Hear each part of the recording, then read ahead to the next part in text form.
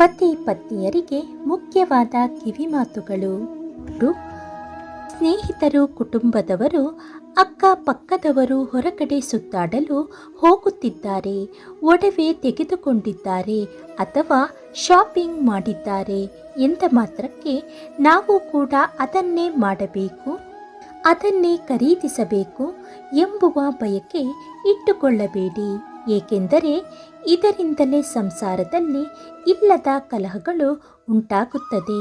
ನಿಮಗೆ ಅವಶ್ಯಕತೆ ಇದೆ ಮತ್ತು ತೆಗೆದುಕೊಳ್ಳುವ ಶಕ್ತಿ ಇದೆ ಎಂದರೆ ಖಂಡಿತ ತೆಗೆದುಕೊಳ್ಳಿ.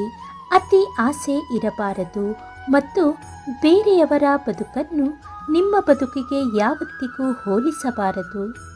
4. ಪತ್ನಿಯ ಮನೆಯವರ ಬಗ್ಗೆ ಪತಿ, ಪತಿಯ ಮನೆಯವರ ಬಗ್ಗೆ ಪತ್ನಿ ಚರ್ಚಿಸುವ ಅವಶ್ಯಕತೆ ಇಲ್ಲ. ಮಾತನಾಡಬೇಕಾದ ವಿಷಯದ ಬಗ್ಗೆ ಮಾತನಾಡಿ. ಹೀಯಾಳಿಸುವ ಅಥವಾ ವೈಯಕ್ತಿಕ ಮಾತುಗಳು ಬೇಡ.